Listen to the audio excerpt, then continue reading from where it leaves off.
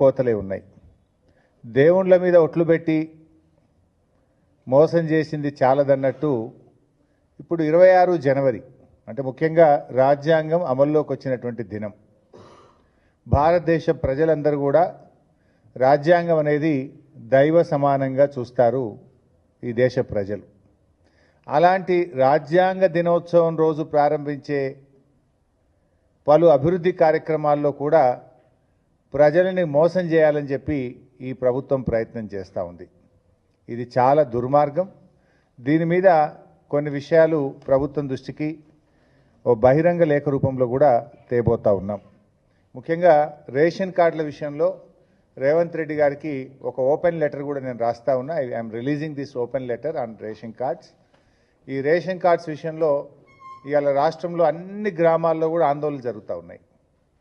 ప్రజలు తీవ్రమైనటువంటి ఆవేశాలను సర్వేకి వచ్చిన అధికారుల మీద వెలుబుచ్చుతూ ఉన్నారు. పాపం రేవంత్ రెడ్డిది, శాపం అధికారులది అయిపోయింది.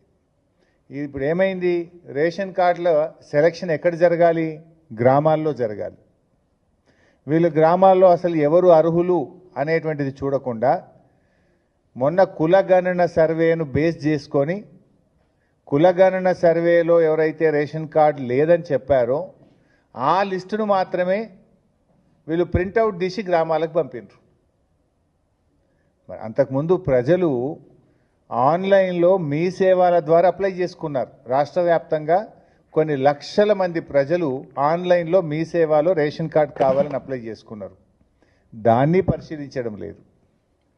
గతంలో ప్రజాపాలన దినోత్సవాలనే పేరిట ప్రజల నుంచి దరఖాస్తులు తీసుకున్నది కాంగ్రెస్ ప్రభుత్వం. అప్పుడు కూడా రేషన్ కార్డులు కావాలని దాదాపు 11 లక్షల మంది ప్రజలు ఈ రాష్ట్రంలో రేషన్ కార్డుల కోసం దరఖాస్తులు పెట్టారు. ఆ దరఖాస్తులన్నీ చెత్తబుట్టల పాలు చేసిండ్రు. కనీసం ఆన్లైన్ కూడా చేయలేదు. ప్రజాపాలనలో 11 లక్షల దరఖాస్తులు రేషన్ కార్డుల కోసం వస్తే కట్టలు కట్టి అటకెక్కించిండ్రు లేదా చెత్తబుట్టల పాలు చేసిండ్రు. ప్రజాపాలనలో పెట్టిన దరఖాస్తులను ఎందుకు పరిశీలించడం లేదు అని బీఆర్ఎస్ ప్రశ్నిస్తుంది.